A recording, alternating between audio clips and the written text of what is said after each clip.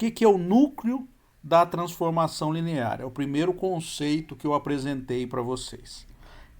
Bom, então se eu tiver uma transformação linear entre dois espaços vetoriais, tá? Então eu tenho uma transformação linear T, que vai de um espaço vetorial V num espaço vetorial W, tá? Uma transformação linear, ela sempre sai de um espaço vetorial e vai para outro espaço vetorial, com a propriedade de ser linear, tá? Aquela propriedade que a transformação, se você tiver uma soma de vetores, quando você aplica a transformação linear, você abre ela dentro da transformação linear da seguinte forma, né? Só para lembrar, né? Então, transformação linear de 1A V1 mais 1B V2, a transformação é linear se eu puder escrever assim, como A TV1 mais 1B TV2. Isso aqui que é ser transformação linear, né? Só para lembrar. Bom, então a gente tem uma transformação linear entre dois espaços vetoriais, tá certo? O que que é o núcleo da transformação linear? O núcleo da transformação linear é aquele subespaço vetorial. Eu mostrei na aula passada que o núcleo é um subespaço vetorial, tá? Então, é aquele subespaço vetorial que está contido no espaço de saída e tem a seguinte propriedade: todos os elementos que pertencem ao núcleo, quando você aplica a transformação linear, ele dá zero, tá? Então, o núcleo é aquele subespaço do espaço de saída, tá? Para o qual a transformação linear, ela pega aquele espaço todo e leva ele no zero de W, tá? Então eu fiz um desenho aí, não sei se... Cadê o desenho? Tinha um desenho aí, não sei onde eu pus o desenho. Bom, em algum lugar tem o desenho. Deixa eu ver aqui. Aqui o desenho, né? Então, se eu fosse fazer uma coisa esquemática aí, era assim, né? Então, a transformação linear, ela sai do espaço V e vai para o espaço W, né? Então, isso aqui eu tenho uma T que sai de V e vai para W. Então, pega um elemento aqui e ele leva no elemento de W. O núcleo da transformação linear é um subespaço vetorial de V com a seguinte propriedade: quando você aplica a transformação linear nele, o núcleo vai todo ele no elemento zero do conjunto W, tá? E aí eu dei um exemplo na aula passada, que foi o seguinte: eu peguei essa transformação linear aqui, ó, essa aqui, transformação linear T de x, y, z igual a x mais y mais z igual a x menos 2y mais 3z, e calculei o núcleo da transformação linear. Como é que a gente calcula o núcleo da transformação linear? Então, eu vou encontrar o núcleo da transformação linear. É muito fácil. É só pegar cada uma das coordenadas da transformação linear e igualar a zero. Então, basicamente, o que eu quero é o seguinte: resolver esse sistema linear homogêneo. A gente sabe que o sistema linear homogêneo sempre tem solução. Pelo menos a solução 0, 0, 0 é a solução do sistema linear homogêneo, tá? Mas ele pode ter mais soluções. E aí a gente vai buscar essas soluções. Como é que eu resolvo o sistema de equações aí? É fácil, né? A gente pega a equação, coloca ela na forma de uma matriz, aplica a eliminação gaussiana, tá? Aí a gente acha o sistema de equações equivalente, que é esse aqui, não dá para fazer mais nada que a hora que chega nesse momento. E aí a gente tem a seguinte coisa, só para lembrar, né? Então, quando a gente tem um sistema linear homogêneo, um sistema linear em geral, se a gente tem n incógnitas e m equações, com m menor do que n, então tem grau de liberdade. O grau de liberdade é o número de incógnitas menos o número de equações, tá? Então aqui são 3 incógnitas, as incógnitas x, y, z, e são 2 equações efetivas que existem na equação após a eliminação gaussiana, tá? Então eu tenho um grau de liberdade 1, quer dizer o quê? Quer dizer que eu vou poder escrever duas das variáveis em função de uma delas. Tá? Neste exemplo, eu escolhi escrever em função de z. Tá bem? Então, fazendo função de z, eu encontrei que o núcleo da minha transformação linear está dando este conjunto aqui. Este conjunto é uma reta, tá? Esta é uma reta, eu fiz um desenho mais ou menos aqui, não sei se está nem bom uma reta. É uma reta passando pela origem, tá? Por que tem que passar pela origem a reta aí? Porque o núcleo, mostrei mais à frente, que é uma transformação, desculpa, é um subespaço vetorial. Se ele é um subespaço vetorial, então quer dizer que o zero está dentro dele. Então, qualquer elemento que você achar do núcleo, ele vai passar na origem. Ou vai ser uma reta, no caso de Rn para Rm, então o núcleo ou vai ser uma reta, ou vai ser um plano, tá? Ou vai ser um hiperplano, ou uma coisa desse tipo aí. Bom, aí, continuando aí no meu... e aqui está o teorema, né, no qual eu faço a demonstração do que o núcleo é um subespaço vetorial. Bom, continuando aí no conceito de transformação linear, hoje eu vou explorar melhor o conceito de imagem de uma transformação linear. Tá certo? Olha, o núcleo era um subespaço do espaço de saída. E a imagem vai ser um subespaço do espaço de chegada. Tá? Então o núcleo mora na saída, né, no espaço V, e a imagem mora aqui no espaço W. Tá? Bom, como é que a gente faz para encontrar a imagem de uma transformação linear? Ó, eu denoto a imagem como a imagem de T. Essa aqui é a anotação. Olha, a imagem de uma transformação linear é muito fácil da gente encontrar, tá? Como é que eu vou fazer encontrar a imagem da transformação linear no caso de uma transformação que vai de Rn para Rm? Olha como é que eu vou fazer para vocês. Eu vou fazer fazendo através de um exemplo que eu acho que é muito mais fácil da gente conseguir identificar. Bom, então vamos lá. Ó. Essa aqui é a transformação linear. Eu vou inverter a ordem. Primeiro eu vou achar a imagem, depois eu vou achar o núcleo, tá? Então, eu vou achar primeiro a imagem, depois eu vou achar o núcleo e depois eu discuto aí o que a gente vai ter aí em cada um desses casos. Olha, aqui é a minha transformação linear, tá bem? Essa é a minha transformação linear. A gente já sabe que a transformação linear, que vai de Rn para Rm, ela pode ser escrita na forma matricial, tá bem? Olha, essa transformação linear, vamos olhar para ela. Primeiro, da onde que ela está indo, hein? Ela está indo de onde para onde, essa transformação linear aqui? Essa transformação linear, ela está indo de R3, tá certo? Por quê? Como é que você olha que ela está indo de R3? É só contar quantos vetores estão da onde que ela está saindo. Então, ela está saindo de R3 e está indo para onde? Ó, para R2. Só tem duas coordenadas o meu espaço de onde ele chega. Então, é R2. Tá bem? Então, ela aplica de R3 para R2. Posso escrever isso aqui na forma matricial? Posso. Por enquanto eu não estou calculando a imagem nem o núcleo, tá? Eu estou só lembrando das coisas que a gente já sabe.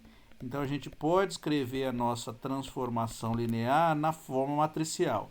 Lembrando que na matriz de transformação linear, o número de colunas na minha matriz é a dimensão do espaço de saída. Então ele vai ter 3 colunas. E o número de linhas é a dimensão do espaço de chegada. Então vai ficar o quê? Vai ficar assim, né? Vai ficar para a primeira coluna, aqui é x, y, z, correto? Então, na primeira coluna vai ficar o quê? Vai ficar 1, que é o coeficiente que multiplica x. Agora 1, que é o coeficiente que multiplica y. E 3, que é o coeficiente que multiplica z. Então, a primeira linha deu 1, 1, 3. A segunda linha vai dar o quê? Vai dar 2. A próxima, menos 1. E a outra, 1. tá certo?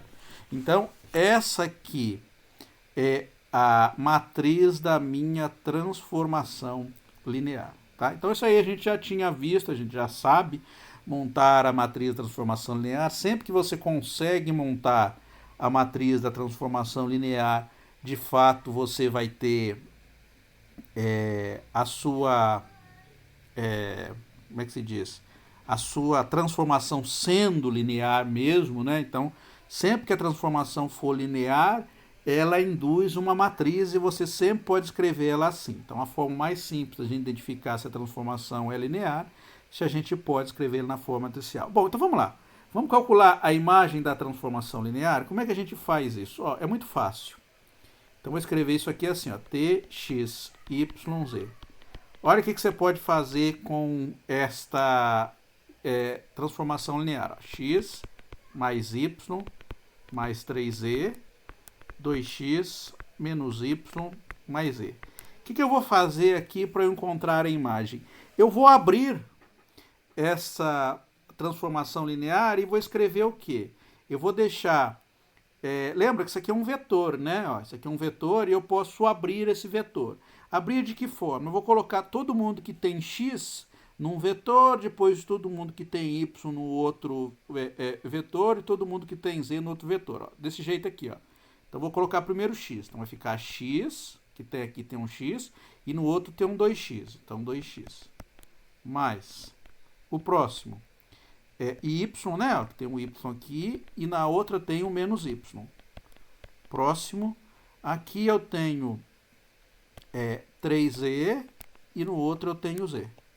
Aí, o que eu faço? Olha, eu posso tirar o x em evidência aqui, né? Então, vai ficar x, 1, 2, mais y, 1 menos 1, mais z, 3, 1.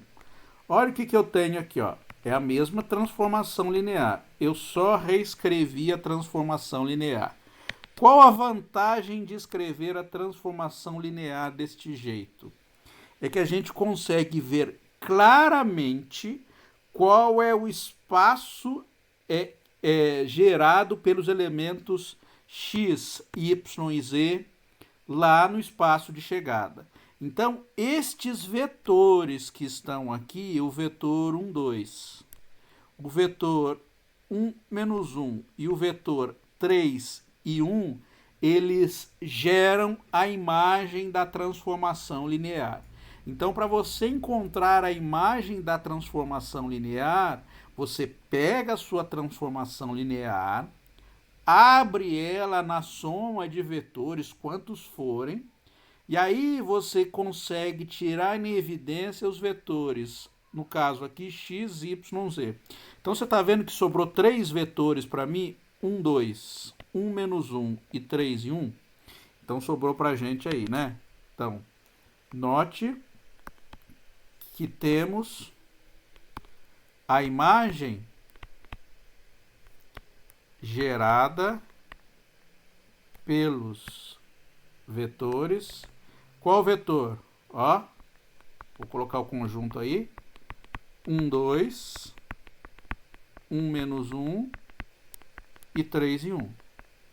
Então, a imagem do meu espaço, da minha transformação linear, é gerada por esses vetores aqui. Só que esses vetores aí, eles obviamente não formam uma base para mim. Não é uma base isso aí.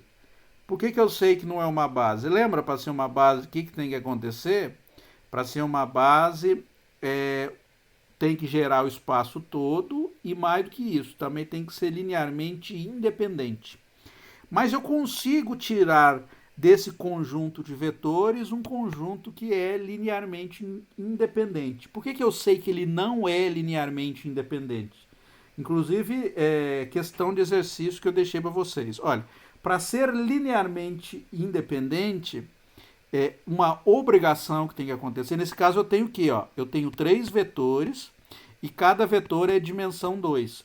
Então, se eu tenho mais vetores do que a dimensão que o espaço que ele pode gerar, então o conjunto é linearmente dependente. Então, para eu pegar um conjunto linearmente independente aqui, eu preciso pegar só dois vetores, tá? E qual dois vetores? Quaisquer dois vetores, tá certo? Nesse caso aqui eu posso pegar quaisquer dois vetores, vai dar um conjunto linearmente independente para mim.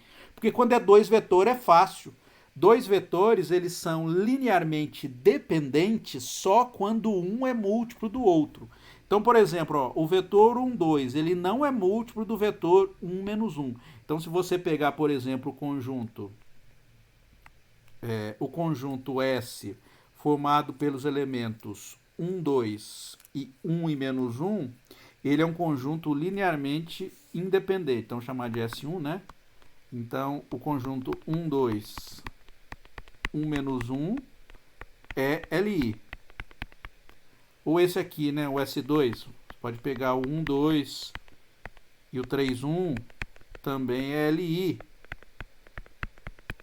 Você pode pegar outra aí, ó, o S3, igual a 1 menos 1, 3 e 1, também é LI. Tá certo? E qualquer um desses aqui formam a base do espaço gerado pelos vetores 1, 2, 1 menos 1, 3 e 1. A gente sabe que o espaço gerado por esses dois vetores tem dimensão 2.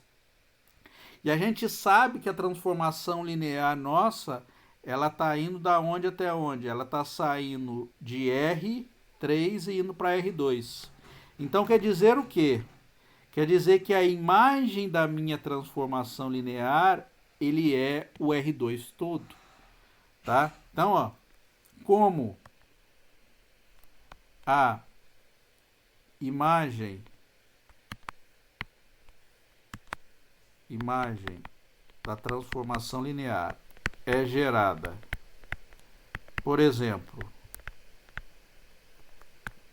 pelos vetores de S1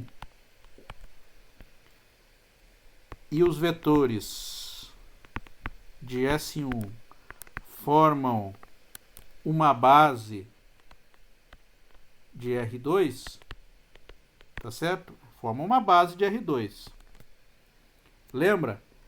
Para ser base, é fácil da gente identificar quando um conjunto de vetores é base. Ele vai ser base quando ele for LI e o número de vetores é exatamente igual à dimensão do espaço gerado. Esses dois vetores são LI. E quantos vetores você tem? 2. Então, como eu tenho dois vetores, e esse 2 é igual à dimensão do espaço gerado por eles, então isso aqui forma uma base para R2. Tá? Outra página aqui, né?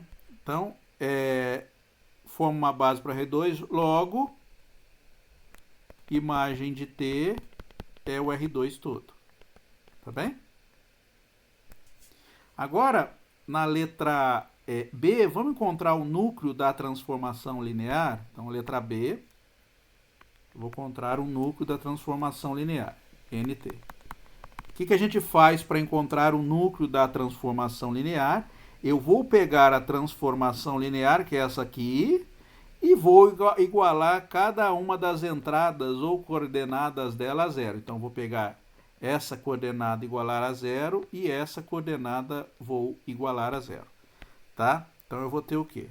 Eu vou pegar, né, a transformação linear, copiar ela de novo aqui, não custa nada, é x mais y mais 3z.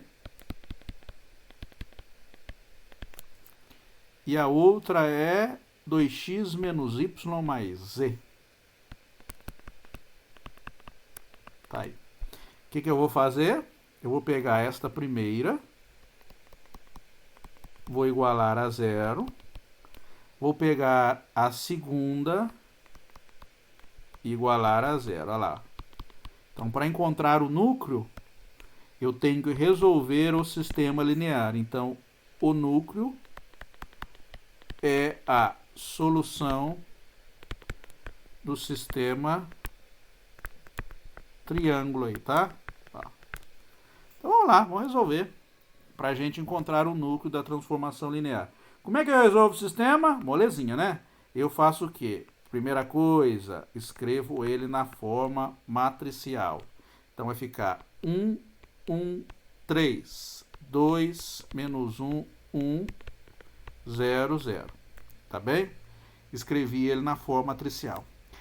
Só um detalhe, no caso do sistema linear homogêneo, se você nem quiser colocar o lado direito, não precisa, porque qualquer operação que você faça nessas linhas, aqui é homogêneo, não vai mudar, vai continuar sendo 0, tá? Então não precisa. Quando é não homogêneo, a gente tem que fazer, mas quando é homogêneo, a gente não precisa colocar o lado direito, se você não quiser, tá? Estou colocando só por completeza aí, mas não precisa. Então vamos lá. O que eu vou fazer aí para resolver essa equação? Olha, claramente a gente vai ver que a gente não vai conseguir transformar essa matriz aí numa triangular superior. A matriz, né, essa matriz aqui, ela não vai ficar triangular superior porque ela não é quadrada. Eu tenho menos equações do que incógnitas, então já vou ter grau de liberdade aí. Só que eu posso ter um grau de liberdade 2, talvez. Tá? Não vai acontecer, vai ser 1, mas poderia acontecer de ter grau de liberdade 2 aí. Bom, então vai ficar o quê? Então eu vou pegar, então eu vou zerar esse elemento aqui usando o pivô da linha 1, né? Então vai ficar a linha 2 vai receber a linha 2 menos 2 vezes a linha 1. Então vai ficar o quê? Vai ficar 2 menos 1 dá 0, menos 1 menos 2 dá menos 3, 1, 1 menos 6 dá menos 5 e 0. Então vai ficar o quê? Vai ficar x. Então o sistema equivalente, né? Então no passo 2, né? Já estou pulando, né? Passo 2. Então fico com a matriz 1, 1, 3, 0. 0 menos 3 menos 5, 0. Dá para eu fazer mais alguma coisa aqui? Aí você viria nessa linha aqui. Tem alguém de baixo que não. Dá para você fazer mais alguma coisa aqui? Não, não dá para fazer mais nada. Essa aqui já é a matriz na forma escalonada. Tá certo? Então, o sistema equivalente é esse aqui. X mais y mais 3z igual a 0, menos 3y menos 5z igual a 0. A gente, inclusive, já resolveu. Eu acho que esse aqui é o que estava anteriormente lá, mas eu faço de novo, não tem problema nenhum. Um detalhe aqui importante para a gente fazer a resolução do sistema. Lembrando que vai ter grau de liberdade. Por quê? Porque eu tenho duas equações, mas são três incógnitas. Então, o grau de liberdade aqui, ó, grau de liberdade, ele vai ser quanto? Ele vai ser o número de incógnitas, que é 3, menos o número de equações, que é 2, que vai dar 1. Tá certo? Então, equações, né? Incógnitas menos equações. Se a gente quiser lembrar, né? Incógnita menos equações. Tá? Só para não esquecer, grau de liberdade a gente faz assim. Mas equações da matriz escalonada, tá? Não é da primeira matriz. Nesse caso específico, deu de que o número de equações originais e da matriz escalonada é da mesma coisa, mas não precisa ser, tá? Pode acontecer de não ser. Depois que você aplica a redução, eliminação gaussiana, pode ser que você tenha, elimine ainda equações, tá? Então, o importante é olhar do sistema equivalente. Bom, como é que a gente faz para resolver? Então, a gente vai ter um grau de liberdade, então eu posso escolher uma das variáveis para ser o meu grau de liberdade. Qual eu escolho? Qualquer uma que você quiser, tá? Na aula passada eu escolhi colocar o z como grau de liberdade. Posso escolher outra aqui? Posso. Vamos escrever o y como grau de liberdade? Então, vamos escolher y como grau de liberdade. Pode escolher a variável que você quiser. Se quiser x, pode também, mas vai dar um pouquinho mais de trabalho. Mas pode também. Qualquer uma das três pode ser seu grau de liberdade aí. Então vai ficar o quê? Então, da segunda equação, né? Então, 3y menos 5z. Se é y igual a 0, né? Se o y é o grau de liberdade, então eu vou passar o y para o lado direito, né? Então vai ficar o quê? Menos 5z igual a 3y. Passo o menos 5 dividindo, então z igual a menos 3 quintos de y. Tá? Aí eu venho na primeira equação, x mais y mais 3z igual a 0. Substituo o z, então vai ficar x mais y mais 3 menos 3 quintos de y igual a zero, né? Então vai dar o que aqui para mim? Vai ficar x, vai ficar menos 9, então mais y menos 9 quintos de y igual a zero. Ou seja, x é igual, fazendo a conta aqui, ó, o mínimo entre 5 e 1 é 5. Então vai ficar 5y menos 9y, vai dar menos 4y dividido por 5. Passo para o lado de lá, então vai ficar tudo mais 4y dividido por 5. Então a solução minha vai ficar o quê? O núcleo, né? Então o núcleo da minha transformação linear vai ficar o quê? O núcleo vai ficar o x, que é 4y sobre 5, y, e o z menos 3 quintos de y, tal que y pertence aos reais. É assim que a gente escreve, tá? Que a solução que você vai achar vai ser sempre ou um vetor, se você achar um ponto, vai ser só o 0, 0, tá? Se tiver grau de liberdade, aqui nesse caso eu tenho 1 grau de liberdade, então vai dar, eu vou representar desse jeito, isso aqui vai dar uma reta, isso aqui é a equação de uma reta passando pela origem. Tá? Então, a equação da reta em R3 passando pela origem. Se você quiser escrevê-la assim, né? Tirar o y em evidência, também pode. Ó. 4 quintos, 1 menos 3 quintos, tal que y pertence ao conjunto dos reais. Então, isso aqui é o núcleo da minha transformação linear. Tá bem? Vou fazer um outro exemplo aí. Se vocês tiverem dúvida, podem perguntar. Tá? O exemplo muito parecido, quer dizer, parecido, é diferente, mas a ideia é a mesma para eu poder resolver. Vamos lá, só vamos identificar da onde até onde que essa transformação linear vai. Ó, essa transformação linear está indo de onde até onde? Ela está indo de R2, tá certo? Para R3. Por que ela está indo de R2 para R3? Da onde que ela está saindo? Olha, ela está pegando um vetor xy, então o vetor está em R2 e está levando para um vetor de 3 coordenadas, ó, 1, 2, 3. Então está levando ela para R3, tá? Se a gente quiser escrever isso na forma matricial, a gente pode? Pode. Quantas linhas ela vai ter? O número de linhas é exatamente igual a dimensão de chegada e o número de colunas é a dimensão de saída, tá certo? Então ela vai ter 3 linhas por 2 colunas, tá? Então vai ter 3 linhas e 2 colunas. Então na primeira linha vai vir daqui, né? Então vai ficar o coeficiente que multiplica x, que é 1, e o y 1, então vai ficar 1, 1. xy, né? Na segunda linha, eu pego o segundo elemento que está aí, né? Que é o x e menos 3y. Então, quem multiplica x é 1, quem multiplica y é menos 3. E na terceira, quem multiplica x é 3, quem multiplica y é menos 2. Olha lá, essa é a matriz da transformação linear. Essa aqui é a matriz da transformação linear. Essa aqui é a transformação linear, tá bem? Bom, vamos lá fazer a conta então. Então a primeira coisa aqui eu vou fazer na ordem que está aqui mesmo, tá? Primeira coisa eu vou encontrar o núcleo da transformação linear. Como é que a gente faz para encontrar o núcleo da transformação linear? Moleza, eu vou pegar a primeira equação, igualar a zero. Vou pegar a segunda entrada, né? X menos 3y igualar a zero. E 3x menos 2y vou igualar a zero. Tá? Você fala, professor, você tem mais equações do que incógnitas? Isso pode acontecer? Olha, para o sistema de equação homogêneo, isso não vai ter nenhum problema, tá? Nenhum problema.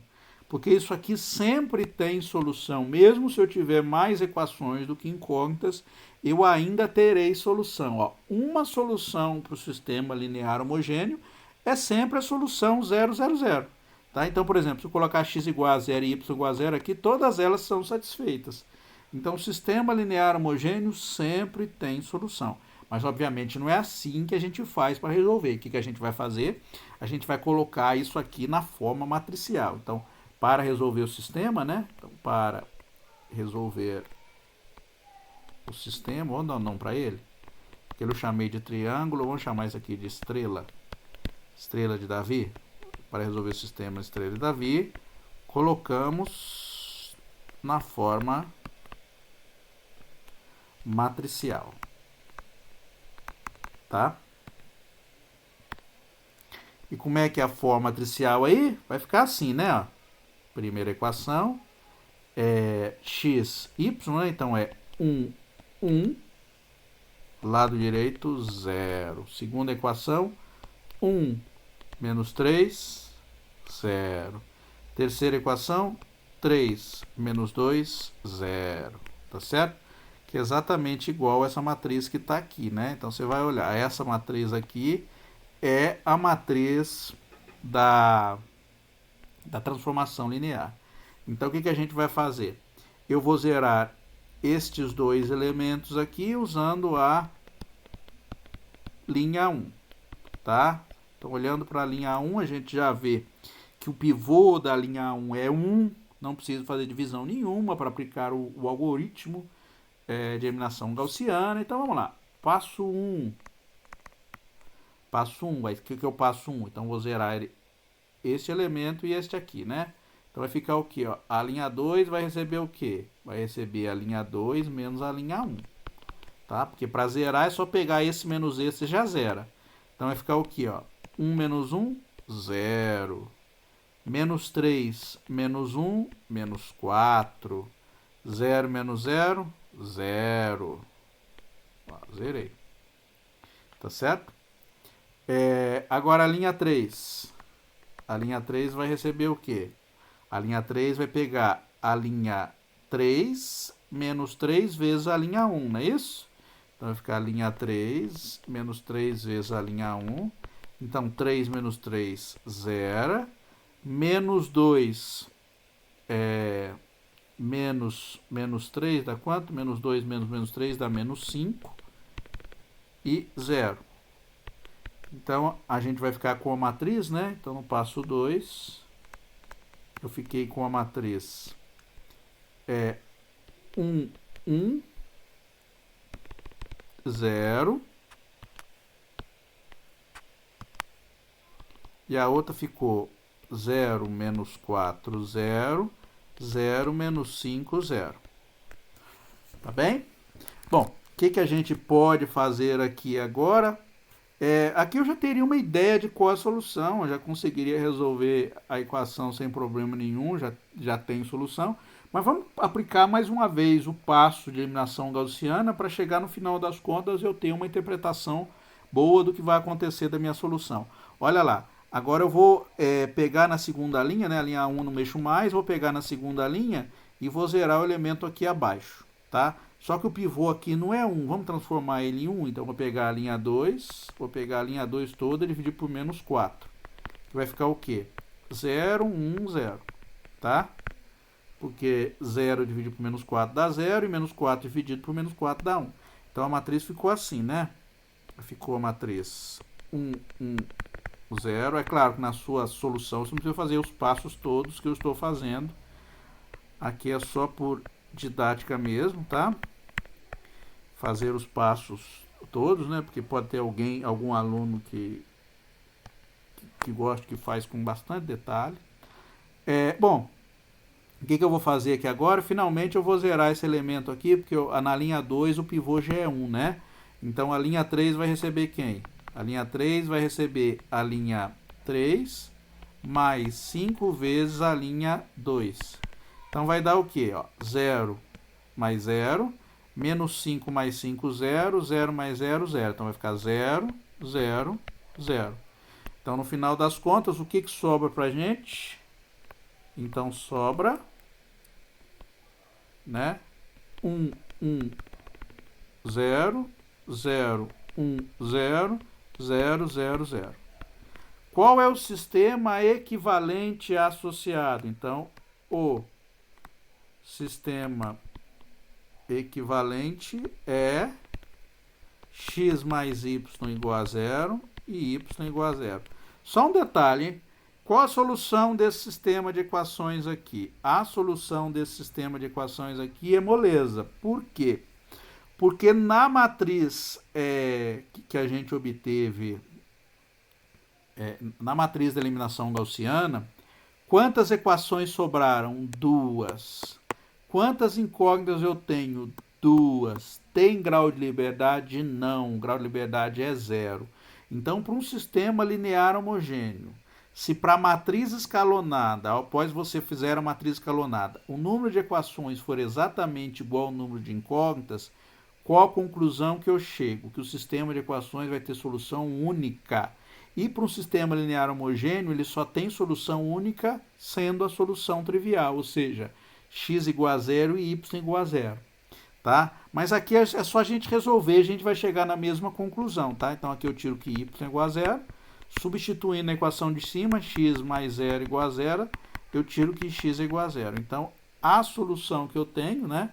Então o núcleo da transformação linear é 0, 0.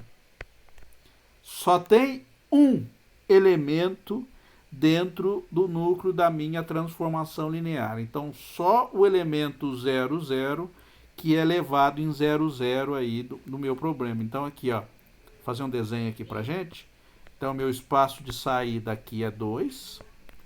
O meu espaço de chegada é 3, olha. É 3 o meu espaço de chegada. Então, a transformação linear, o núcleo dela é só esse pontinho aqui, ó. Esse é o núcleo. Então, a transformação linear está levando isso aqui nesse ponto aqui. Ó. Transformação linear, ele faz isso. No exemplo anterior, eu não fiz o desenho, mas o núcleo aqui no desenho de transformação anterior era uma reta. Então, você tinha o quê? A gente tinha uma transformação que ia de R3 para R2. Então, o núcleo está dando uma reta toda, né? Então, essa reta aqui. E essa reta toda aqui está sendo levada aonde? Aqui na origem, tá? Então, a transformação linear, ela pega isso tudo e leva na origem. Nesse exemplo, não. Ela está pegando o núcleo e está levando... É só um ponto, né? Então, o núcleo é só um ponto. Então, a transformação linear está fazendo isso. Na letra B, eu quero encontrar a imagem da transformação linear. Então, letra B... Como é que eu encontro a imagem da transformação linear? Molezinha aí, né? O que eu vou fazer? Vou escrever a transformação linear aqui de novo para a gente poder escrever o núcleo da transformação linear. Núcleo não, desculpe, é a imagem. A transformação linear é quem? Ela é x mais y, x menos 3y. Então, ela é x mais y, x mais y, x mais 3y e x menos 3y, 3x menos 2y. 3x menos 2y, aqui é menos. Então, x. 3x menos 2y. Como é que eu faço, então, para encontrar a imagem? Olha o que eu vou fazer. Eu vou escrever como eu fiz no caso anterior. Eu vou separar isso como dois vetores. Então, vou colocar um vetor que só tem x. Então, x, 3x. E o próximo é y menos 3y menos 2y. O que eu faço? Eu tiro o x em evidência aqui e ganho o vetor 1, 1, 3, mais, tiro o y em evidência e ganho o vetor 1, menos 3, menos 2. Então, quem é a imagem da minha transformação linear? A imagem da minha transformação linear é o espaço gerado pelo vetor 1, 1, 3, 1, menos 3 e menos 2. Tá certo? Então, ó, a imagem de T é o espaço gerado por 1, 1, 3 vírgula, né? 1, menos 3, menos 2. Esse espaço gerado aqui, qual a dimensão desse espaço gerado? Primeiro, esse conjunto aqui de dois vetores é linearmente dependente ou linearmente independente? Você tem que olhar isso. Porque se for linearmente dependente, como no caso anterior, a gente tem que jogar fora vetor. Tá certo? Para a gente encontrar um conjunto de vetores que formam efetivamente a base do espaço vetorial para mim. Olha, eu só tenho dois vetores. Quando eu tenho dois vetores, eles são linearmente dependentes só quando um for um múltiplo do outro. Claramente, esse vetor aqui não é múltiplo desse. Múltiplo é isso aqui, ó. Quando você multiplica, por exemplo, qual que é um múltiplo de 1, 1, 3? Se você multiplicar por 2, ou seja, o vetor 2, 2, 6, é múltiplo do vetor 1, 1, 3. Claramente, se você olhar aqui, você vê que o vetor 1, menos 3, menos 2 não pode ser múltiplo deste aqui, né? Porque ó, aqui já é 1, né? Ó, a entrada deles é igual. Então, para ser múltiplo, eu terei que multiplicar por um número este elemento para chegar, esse vetor aqui, para chegar nesse vetor aqui. Mas não tem jeito, né? É impossível de eu fazer isso. Tá? Então, não é múltiplo. Então, os elementos já são linearmente independentes. Como a imagem é gerada por esses dois vetores aqui, aí, qual a dimensão da imagem, do espaço, subespaço vetorial imagem? A dimensão é 2, tá certo? Então, ó, note que o conjunto gerador é uma base para a imagem de T. Ou seja,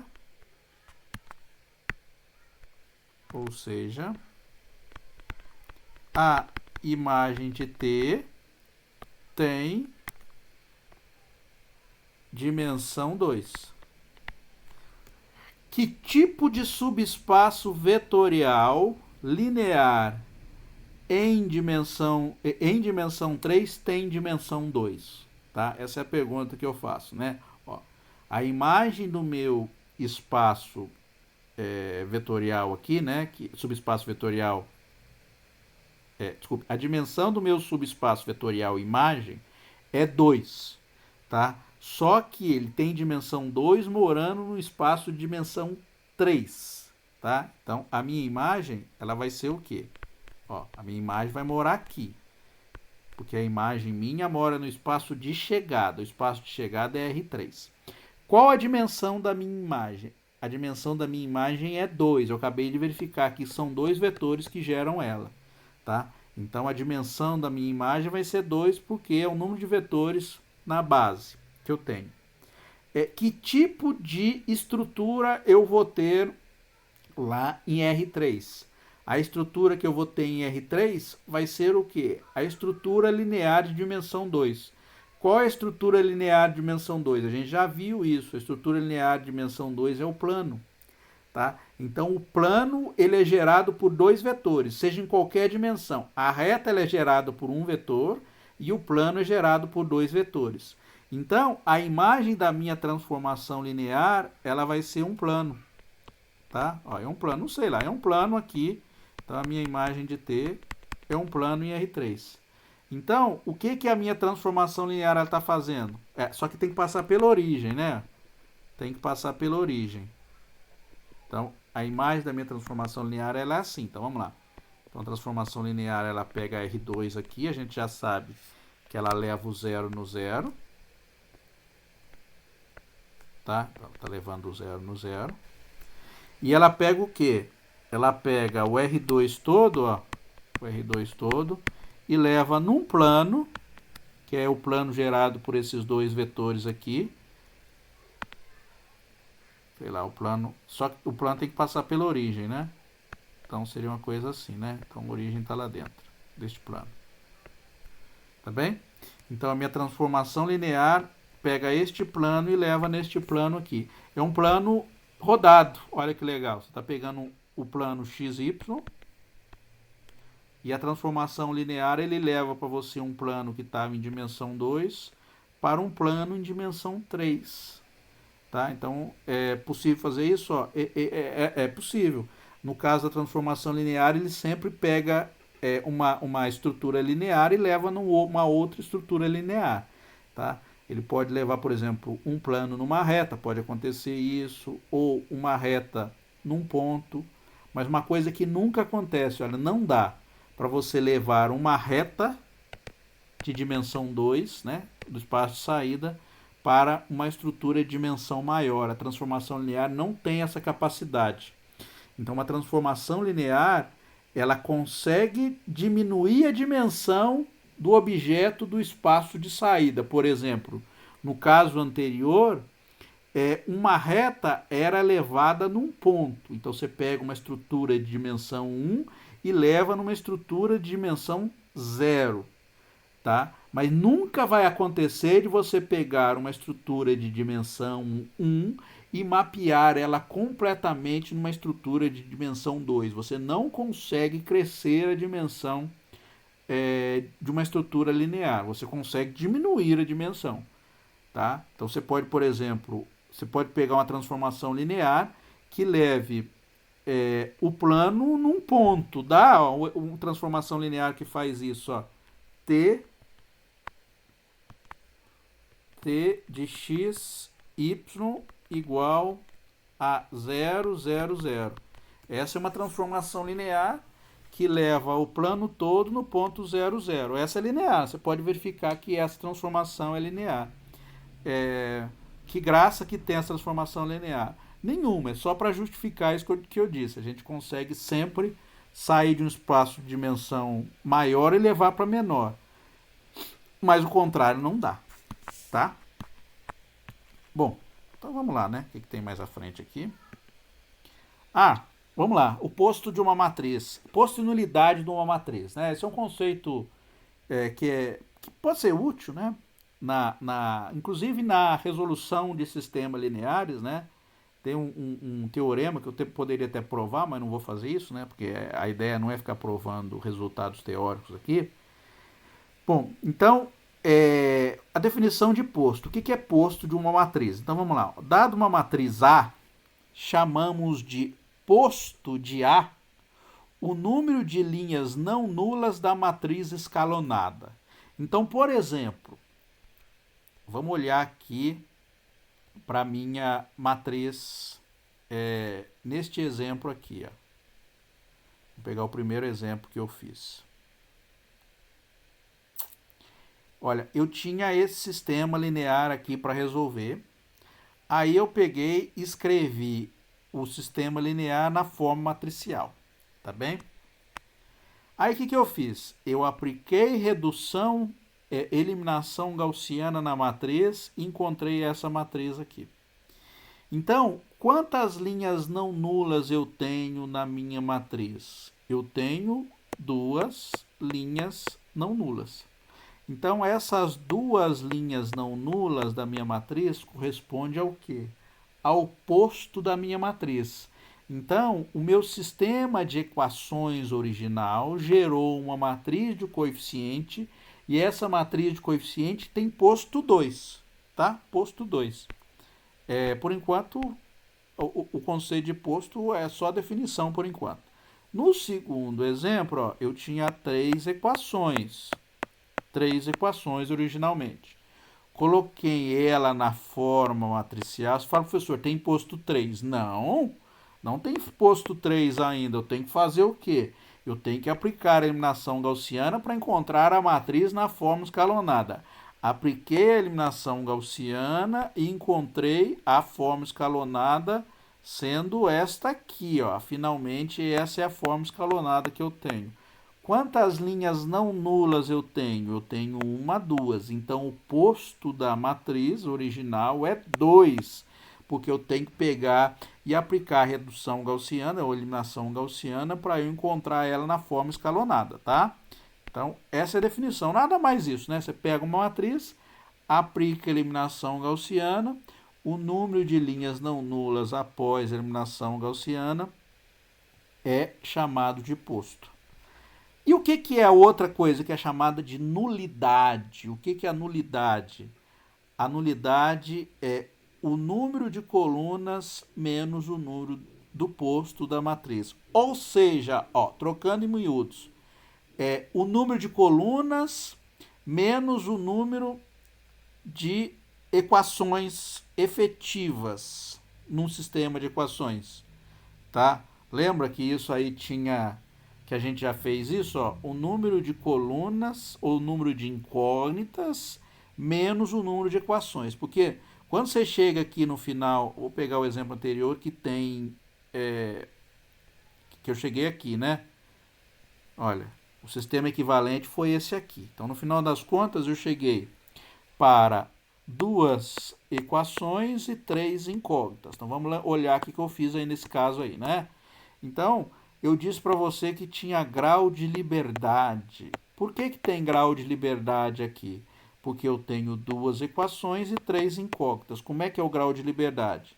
São o número de incógnitas, tá? O número de incógnitas menos o número de equações aí que eu tenho para resolver, tá certo? Então, o grau de liberdade é 1. Eu estou introduzindo um novo conceito, mas que basicamente é a mesma ideia. O primeiro conceito que eu introduzi foi o conceito de posto. Posto era o quê? Após eu aplicar a eliminação gaussiana, eu vejo quantas linhas diferentes de zero que a matriz ficou. Isso é equivalente ao número de equações, tá? Porque o que a gente faz? A gente sabe que dado uma matriz na forma aumentada, a gente consegue escrevê-la na forma de um sistema de equações. Então, o posto, então se a gente fizer esse paralelo, o posto da matriz é o número de equações. E a nulidade é o quê? A nulidade seria o número de colunas, tá certo? Menos o posto da matriz. Qual que é o paralelo aí, O número de incógnitas, porque as incógnitas aparecem na coluna, menos o número de equações. Então, a nulidade é o grau de liberdade do meu sistema de equações homogêneo, tá? Então, se você quiser lembrar, né, fazer esse paralelo, a nulidade é isso. É o grau de liberdade do sistema de equações homogêneo. Ou, definindo de maneira mais geral aí, né, a nulidade é o número de colunas da matriz menos o posto da matriz, tá? Bom, e aí tem alguns resultados aí que a gente pode aplicar para um sistema linear, né? Isso é só um conceito que a gente pode aplicar para sistema linear. Então, dado o sistema linear escrito da forma axb igual a 1, a gente já estudou condições para a existência da solução de um sistema linear.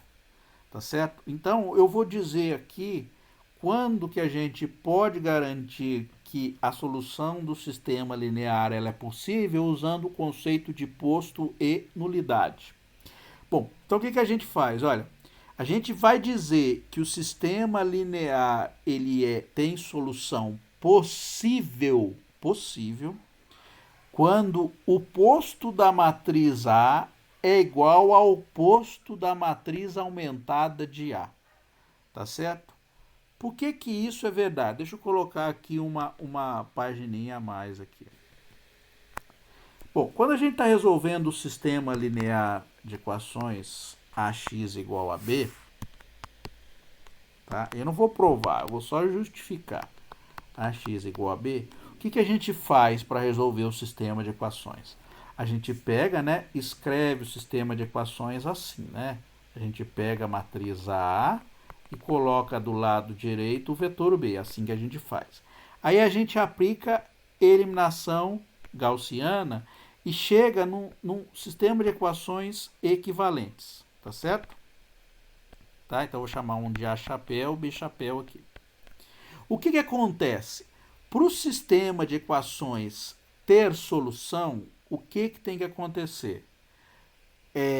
Pode acontecer duas coisas. O sistema de equações pode ter solução única, Quando que ele vai ter solução única? O sistema de equações vai ter solução única quando você aplicar a eliminação gaussiana, a matriz A aqui, essa aqui, que é a matriz na forma reduzida, né, ou escalonada, a diagonal principal dela não vai ter zeros.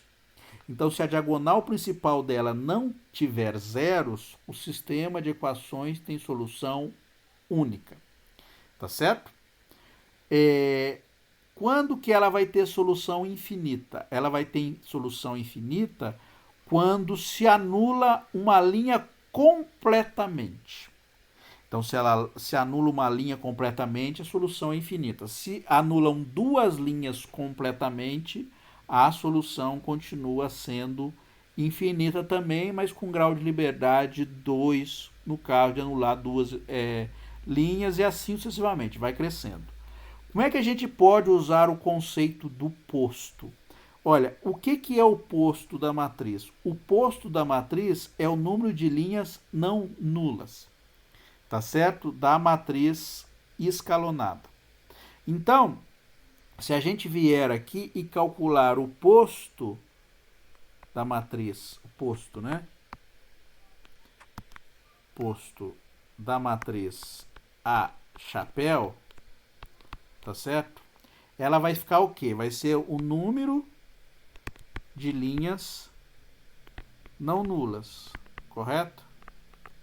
E quem é o posto de A chapéu B?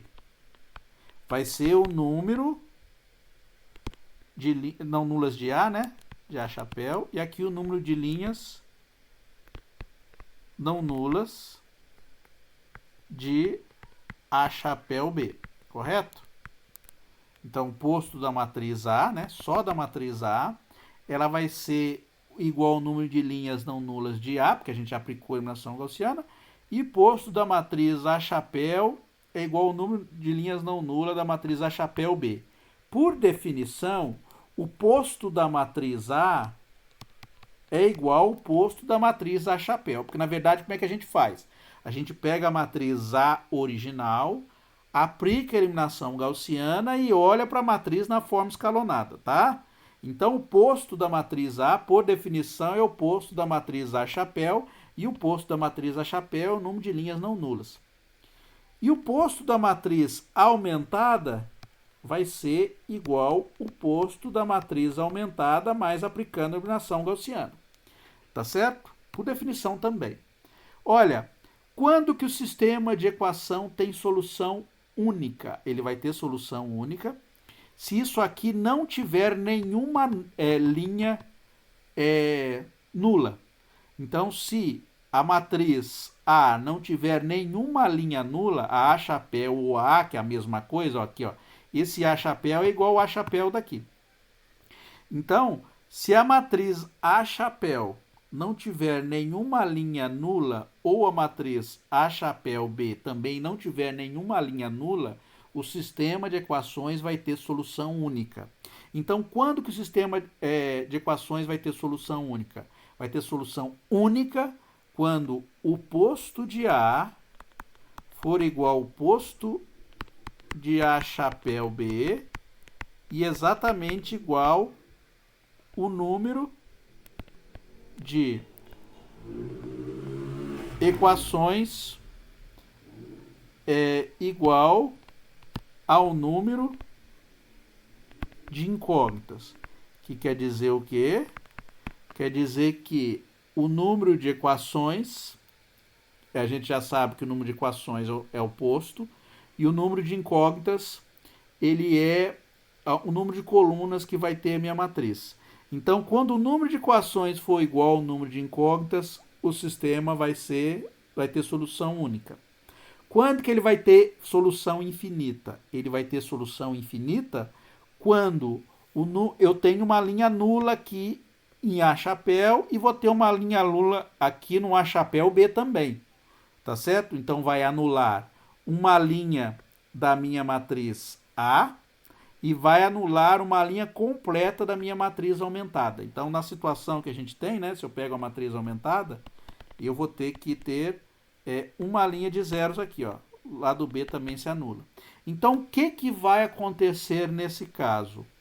O posto da matriz A vai ter que ser igual ao posto da matriz aumentada. Tá certo? Porque se o posto da matriz aumentada for diferente do posto de A, o posto de uma matriz com mais elementos formada pela matriz anterior, ela é sempre maior ou igual, nunca menor. Então, o posto da matriz aumentada, ela vai ser maior ou igual ao posto da matriz A. Tá certo? Se o posto da matriz aumentada for maior que o posto da matriz A, vai acontecer a seguinte coisa, olha. Então, a matriz A ela vai ter uma linha de zeros. Aqui vai ser qualquer coisa, né? Tá? Diferente de zero. Aqui também, né? Qualquer coisa. Só que se o posto da matriz aumentada for maior do que da matriz dos coeficientes, ou seja, da matriz A, vai ter que ter um elemento aqui diferente de zero. Um B chapéu diferente de zero. O que a gente sabe nesse caso? Se eu tiver um sistema de equações no qual o B chapéu é diferente de zero e uma linha completa de zeros da matriz do coeficiente, esse sistema não tem solução, porque se chegaria à conclusão que zero é igual a Betil. Isso aqui não é possível, tá? Então, para o sistema ter solução possível, o que a gente faz? A gente olha para o posto da matriz dos coeficientes e da matriz aumentada. O sistema de equações terá a solução possível quando o posto das duas matrizes é igual, tá? E quando que não vai ter solução, ou seja, quando o sistema de equações for impossível? Ele vai ser impossível quando o posto da matriz aumentada for maior que o posto de A, estritamente maior, tá certo? Então, vai acontecer de eu ter uma linha de zeros aqui, para a matriz dos coeficientes, só que o lado direito vai ser diferente de zero. Tá? Então, nessa situação, não tem solução. O posto da matriz aumentada, neste exemplo, é 1 a mais que o posto da matriz dos coeficientes, porque na matriz dos coeficientes zerou uma linha, mas na matriz aumentada não zera essa linha. Tá? Então, o posto ele vai ser pelo menos 1 a mais do que a matriz dos coeficientes. Então, quando o posto da matriz aumentada for maior que o posto da matriz dos coeficientes, não tem solução. E quando que a solução é única? É única quando o número de equações é igual ao número de incógnitas. Ou seja, quando a nulidade é zero. Porque o que é a nulidade? A nulidade é o número de equações menos o número de incógnitas. Tá? Então, a gente pode classificar um sistema de equações tendo ou não solução olhando para o posto da matriz e o posto da matriz aumentada. Tá? Então, o sistema de equações terá a solução quando o posto da matriz A é igual ao posto da matriz aumentada de A. O sistema de equações não terá solução quando o posto de A for menor que o posto da matriz aumentada. E o sistema terá uma única solução quando o número de incógnitas for igual ao número de equações, ou seja, não tiver grau de liberdade. Não ter grau de liberdade, porque o grau de liberdade é igual à nulidade, a gente já discutiu isso anteriormente. Então, não ter grau de liberdade é ter a nulidade igual a zero, ou seja, o número de colunas menos o posto da matriz vai ter que dar zero. Tá? Isso aí é só a definição, né, para a gente colocar dentro de sistema linear, mas eu não vou discutir exemplos aqui com isso aqui, porque a gente já fez muito problema de existência de solução de sistema linear. Eu estou dizendo que se você olhar para o conceito de posto, também dá para a gente chegar na mesma conclusão. Inclusive, né, numa resolução de uma lista de exercício, um aluno colocou que o sistema de equações, né, não me lembro exatamente qual foi a lista de exercício, então eu pedia para classificar a existência ou não da solução do sistema de equações. Aí teve um aluno que usou o conceito de posto. Tá? A pessoa, o sistema de equações tem solução porque o posto da matriz dos coeficientes é igual ao posto da matriz aumentada. Beleza, eu dei certo, porque estava correto.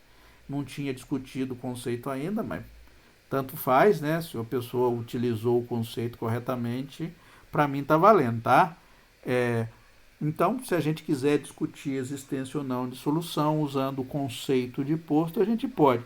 Tem alguma diferença no que a gente fez anteriormente? Nada, nada. É só mudar a nomenclatura, tá certo? É só uma mudança de nomenclatura, mas não tem nada de diferente na resolução. Só um detalhe importante aí é o seguinte: o posto de uma matriz A é igual ao posto da matriz transposta dela, tá? Então, se você transpõe uma matriz e vai calcular o posto da matriz transposta, é exatamente igual ao posto da matriz A, tá certo? Então, não vai ter diferença na hora de calcular o posto de uma matriz, se você calcula da matriz A ou da matriz transposta de A. Nos dois casos, o posto vai ser igual, tá bem? Não muda. Bom, o que mais tem para frente aqui? Vamos lá. Vamos lá então, ó.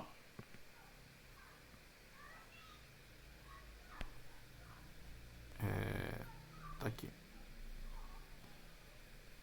Ó, dado uma transformação linear T de Rn para Rm, né, escrita na forma T de x igual a AVX, lembrando que o A é uma matriz de que jeito? Lembra como é que é A? Ó? O número de linhas é o espaço de chegada e o número de colunas é o espaço de saída, tá certo? Então, para uma matriz dos coeficientes, ela é assim.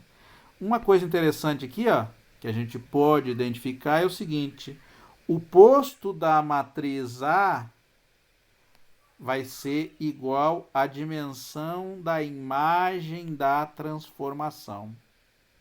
E a nulidade de A vai ser igual à dimensão do núcleo da transformação. Por isso que eu falei do conceito de posto e nulidade, para eu dizer qual é a dimensão da imagem da minha transformação linear e qual é a dimensão do núcleo da minha transformação linear. Então, de novo, ó, o conceito que eu estou tendo. Ó, dado uma transformação linear, a gente sempre induz uma matriz. Então, se eu calcular o posto da minha matriz, o posto da minha matriz vai ser igual à dimensão da imagem da transformação linear. E a nulidade vai ser igual à dimensão do núcleo da transformação linear. E existe a seguinte resultado para a gente olhar para a nossa matriz. Olha, o posto mais a nulidade dá n. O que é n? N é a dimensão ou o número de colunas da minha matriz. Tá? Por quê? O que é a nulidade? Ó, só por definição. A nulidade... Opa! O que é a nulidade? A nulidade não é um número de colunas menos o posto? Então eu posso passar o posto para o lado de lá, então eu vou ter que a nulidade mais o posto vai ser igual ao quê? Ao número de colunas, não é isso? Ó, posso operar porque isso aqui é número, a nulidade é um número, o posto é um número, a gente vai lá, calcula mesmo, né? Calcula lá, o que é o posto? É o número de linhas não nulas. Então é um número. O que é a nulidade? É o número de colunas menos o posto da matriz. Então, se eu pegar a nulidade, o posto da matriz A mais a nulidade da matriz A, vai dar igual ao quê? Um número de colunas. O número de colunas é igual ao quê? A dimensão n, que é a dimensão do espaço de saída. Então, o posto mais a nulidade da minha matriz A, dá n, e n é a dimensão do espaço de saída, tá? Porque é igual ao número de colunas, certo? Então, eu vou colocar esse resultado aqui, né? Então, ó, nulidade de A mais posto de A é igual a N. Pois... Opa. Só um comentário aqui, né? Que eu falei é verdade, mas eu vou escrever aqui. Pois... Note que a nulidade de A é igual ao colunas, né? Número de colunas menos o posto de A. Isso aqui é definição. O número de colunas é N, porque quando a gente tem uma transformação linear que vai de Rn para Rm, a minha A ela é uma matriz M por N. Então, o número de colunas é N. Então, vai ficar N menos o posto de A. Ou seja, passo isso para lá. Então, nulidade de A mais o posto de A dá igual a N. Tá? Que é a dimensão do espaço de saída.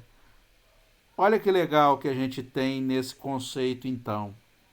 Se a gente sabe que o posto de A é igual à dimensão da imagem, e a gente sabe que a nulidade de A é igual à dimensão do núcleo da transformação linear, e eu sei que posto mais nulidade dá N, eu posso usar isso aqui dentro e chegar nessa seguinte conclusão, que a dimensão da imagem da minha transformação mais a dimensão do núcleo da minha transformação dá a dimensão do espaço de saída.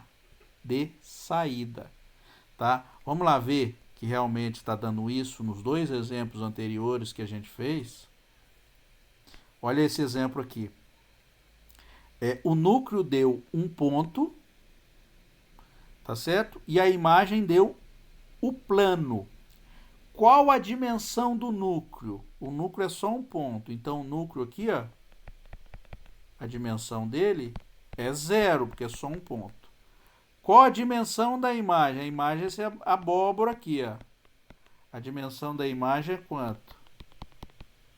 É 2. Tá certo? Porque é um plano, ele é gerado por esses dois vetores aqui. A dimensão da imagem mais a dimensão do núcleo dá a dimensão do espaço de saída. Ó, 2 mais 0 dá 2, que é o espaço que eu saí. Vamos lá ver o exemplo anterior. Cadê o exemplo anterior? Este aqui. Neste exemplo aqui, eu encontrei a minha imagem, era o R2 todo, não é isso? Cadê? A minha imagem era o R2 todo. Tá? Então, neste exemplo, a dimensão da imagem é 2. Se você olhar aqui também, né, você vai ver que ele é gerado por dois vetores, então a imagem tem dimensão 2. Qual a dimensão do núcleo da minha transformação linear?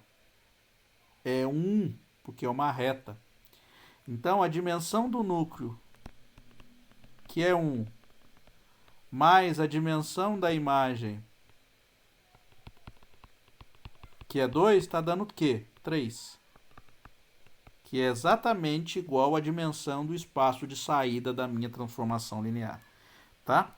Então, aquele resultado é um resultado importantíssimo, que conecta o posto, a nulidade da transformação linear, né? Usando o conceito de dimensão da imagem, a dimensão do núcleo da transformação linear e a dimensão do espaço de saída. Tá? Então, claramente aí dá para você identificar porque com a transformação linear não pode fazer a dimensão crescer, né? Não dá para você fazer a dimensão crescer. Você não consegue pegar uma reta e levar num plano lá no espaço de dimensão 2. Por quê? Se você conseguisse levar num plano, aconteceria o quê? A dimensão da imagem seria 2.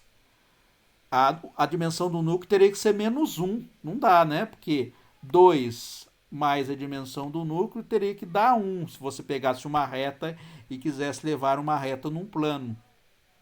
Então, a dimensão da imagem 2 mais do núcleo NT para dar 1 só se fosse negativo. Dimensão negativa não tem, tá? Desde que eu saiba, tá? pelo melhor conhecimento que eu tenho, não existe dimensão negativa. Tem dimensão fracionária. Você tem dimensão 2/3, 1/5? Tem, existe. Existem dimensões assim, que são fracionárias. Dimensões fractais, que a gente chama. Mas não tem dimensão negativa. Uma outra definição, eu vou aplicar, né, essa aqui de dimensão aí também, mas antes eu vou falar uma outra definição, que é a definição de transformação linear ser injetora. O que é uma função injetora? Ó, uma função injetora é aquela função que... Deixa eu fazer um desenho aqui, né? Mais fácil. Ó, quando a gente define função, a gente define função da seguinte forma. A gente tem um domínio, que é da onde a função sai. A gente tem um contradomínio, que é onde a função vai. Mas dentro do contradomínio tem um conjunto que a gente chama de imagem. Olha a relação entre transformação linear. Tem muita relação, tá? Só que a função é um conceito mais geral do que transformação linear, porque a função pode ser inclusive não linear. Tá bem? Bom, e o que acontece, né? Para ser função, cada elemento do domínio pode ir numa única imagem, tá? Ó, se esse elemento aqui for numa outra imagem, deixa eu pegar uma outra imagem, esse elemento for em duas imagens ao mesmo tempo, não dá, tá? É uma situação que ele não define uma função. Então, uma função, cada elemento do domínio só pode ir numa imagem. Mas, ainda é função se eu tiver uma situação assim, ó. Dois elementos do domínio vão ter a mesma imagem. Isso pode acontecer? Pode acontecer. Existem funções com esse caso. Por exemplo, a função f de x igual a x². Essa função tem a propriedade, por exemplo, que o f de menos 1, que é menos 1 ao quadrado, que dá 1, é igual ao f de 1. Ó. Então, essa função ela pega dois pontos distintos do domínio, menos 1 e 1, e está dando a mesma imagem, que é a situação aqui. Esta função aqui, ela é importante, mas existem funções que são mais importantes que essas aqui, porque aí a gente consegue definir a função inversa, que são as funções que são injetoras. Quais são as funções que são injetoras? A função injetora é que existe uma equivalência 1 a 1, ou seja, cada elemento da minha imagem só vem de um elemento do domínio. Então, a gente chama isso aqui de relação 1 a 1. Então, para cada elemento do domínio só tem imagem, e para cada elemento da imagem só tem um no domínio. Então, é um casalzinho mesmo, ó, é 1 a 1. Ó, aqui é a mesma coisa. Então, é 1 a 1. Cada elemento da imagem só tem um do domínio que vem neles. É a relação monogâmica, tá? Bom, e como é que a gente define isso no conceito de injeção, né? Então, dizemos que uma transformação linear T de V em W é injetora se eu pegar quaisquer dois elementos diferentes no meu espaço vetorial de saída, a imagem vai ser diferente. Então, essa é uma forma de dizer que uma transformação linear, uma função em geral, é injetora. Se eu pego dois elementos diferentes do domínio, eu tenho que a imagem vai ser diferente, tá? Então, se é injetora, é isso implicando nisso aqui. Tá bem? Então, dois elementos diferentes implica que a transformação linear é diferente. Aí tem um teorema aí, que é o seguinte, olha, se a transformação linear é injetora, quer dizer que o núcleo só tem o elemento zero dentro dele. Então, quando o núcleo só tem o elemento zero dentro dele, a transformação linear é injetora. Eu vou provar isso aí. Dos exemplos anteriores que eu dei, o primeiro exemplo, a gente viu que o núcleo era uma reta. Então, o núcleo sendo uma reta, não pode ser injetora a minha transformação linear, porque se o núcleo não é só o zero, a transformação linear não é injetora. No segundo exemplo, a transformação linear é injetora, por quê? Porque o núcleo só deu o elemento zero. Então, quando o núcleo só tem o elemento zero, a transformação linear é injetora. Então, essa é uma forma fácil da gente classificar quando a minha transformação linear é ou não injetora, é fazendo o quê? Olhando para o núcleo da transformação linear. Quando o núcleo der zero, a transformação linear é injetora. Quando o núcleo der algum elemento além do zero, porque o zero está dentro do núcleo, a transformação linear não é injetora. Então, vamos fazer a demonstração aí. A prova é muito fácil da gente fazer, tá bem? Então, eu vou provar que se a minha transformação linear é injetora, então o único elemento que está no núcleo é o elemento zero, tá bem? Bom, então vamos lá. Então, eu vou pegar dois elementos que estão dentro do núcleo. Então, sejam V1 e V2 pertencentes ao núcleo de T. Tá certo? Então, eu sei que o T de V1 vai ser zero e o T de V2 vai ser zero. Por quê? Porque V1 e V2 está dentro do núcleo. Se você pega dois elementos do núcleo, por definição, a transformação linear do primeiro vetor tem que dar zero e a transformação linear do segundo vetor também tem que dar zero. Tá certo? Eu peguei dois elementos dentro do núcleo. Por enquanto eu não falei nada desses dois elementos. Se eles estão dentro do núcleo, eu sei que a transformação linear aplicada ao primeiro vetor dá zero, porque está no núcleo, e a aplicada ao segundo vetor também vai dar zero.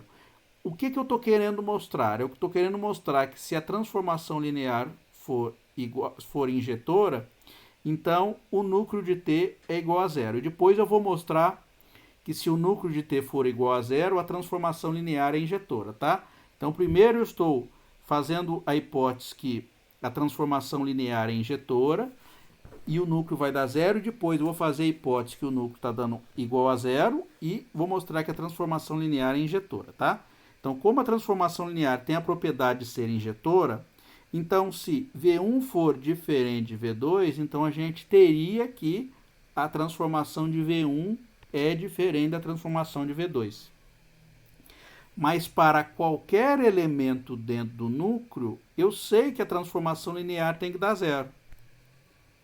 Bom, então, se a transformação linear é injetora e a gente já sabe que o T de zero é igual a zero, o V1 tem que ser igual a V2 e tem que ser igual a zero.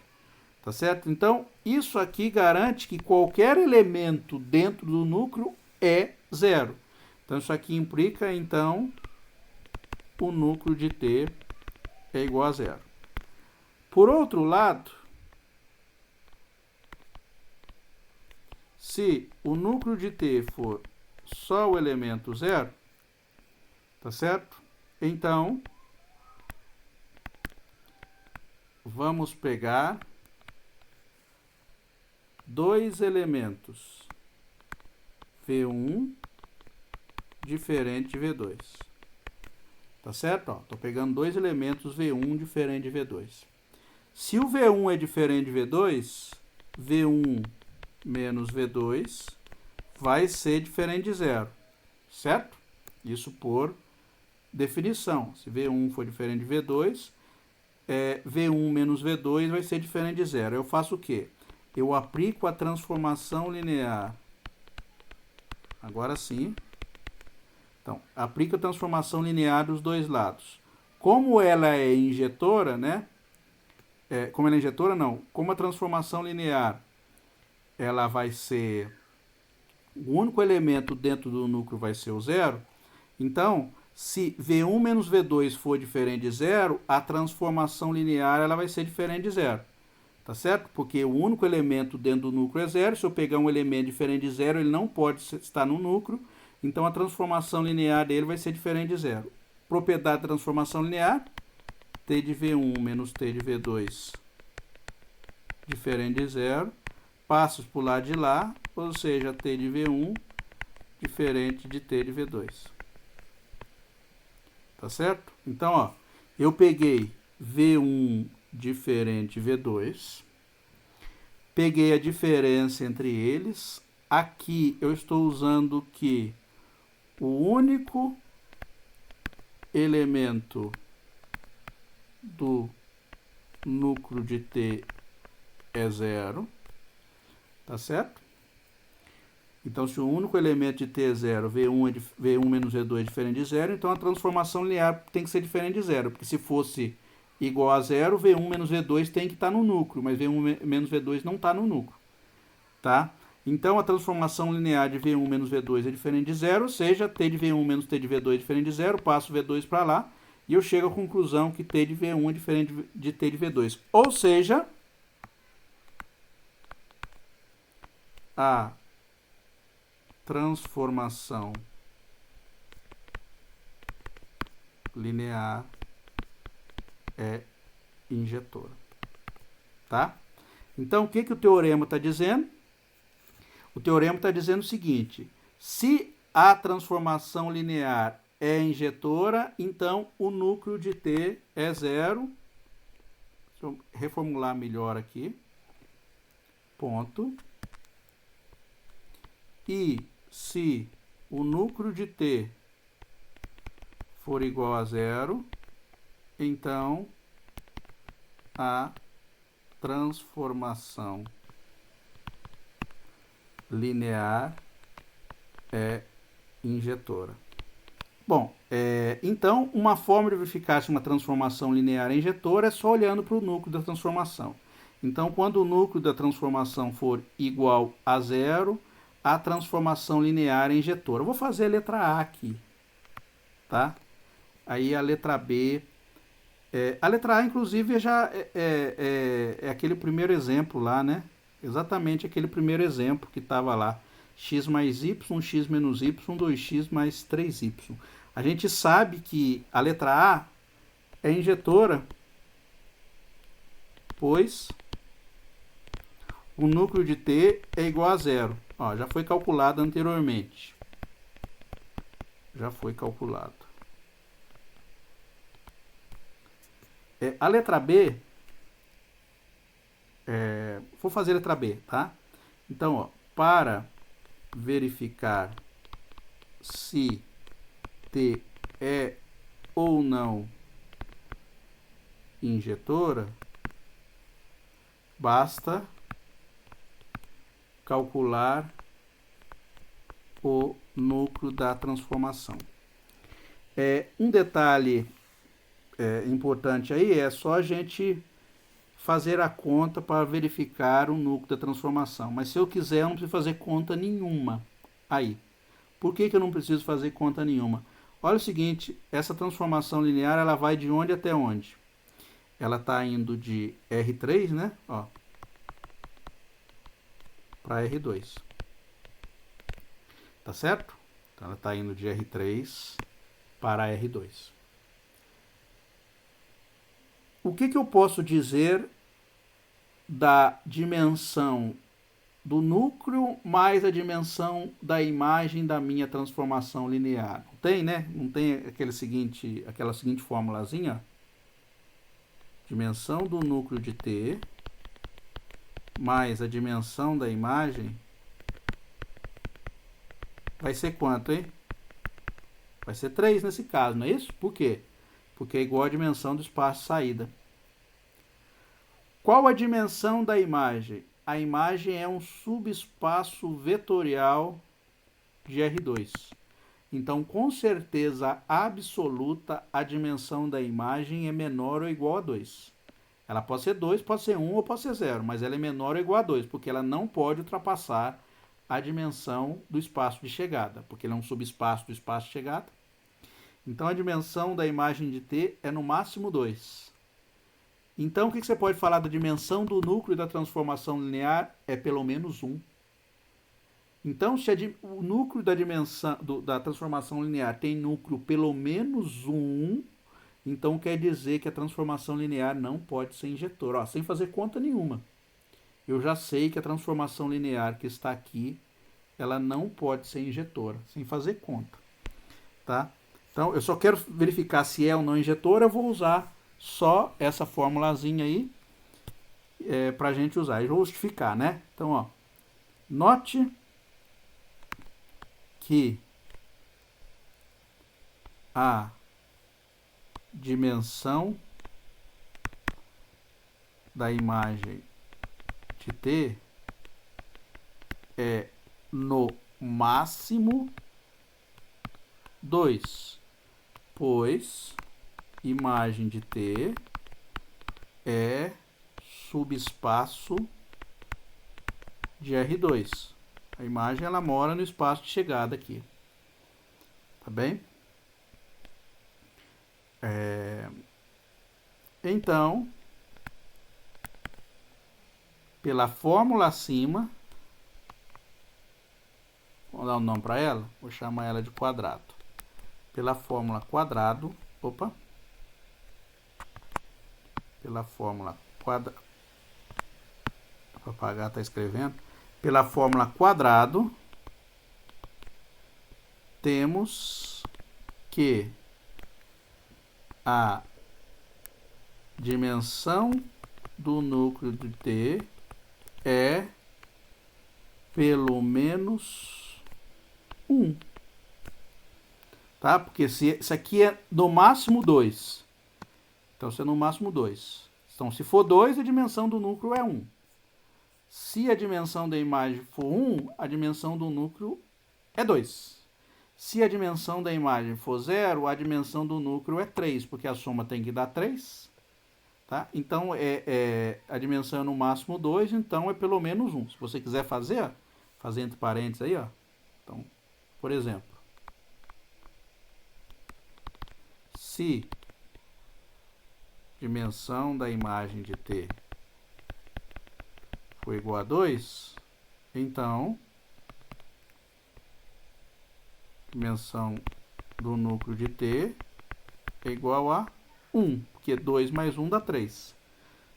Se a dimensão da imagem for 1, que pode acontecer, porque eu não fiz o cálculo lá para verificar qual que é a dimensão da imagem, a dimensão do núcleo é 2. Mas em qualquer um dos casos, ele nunca vai ser 0, tá? Então, em qualquer caso,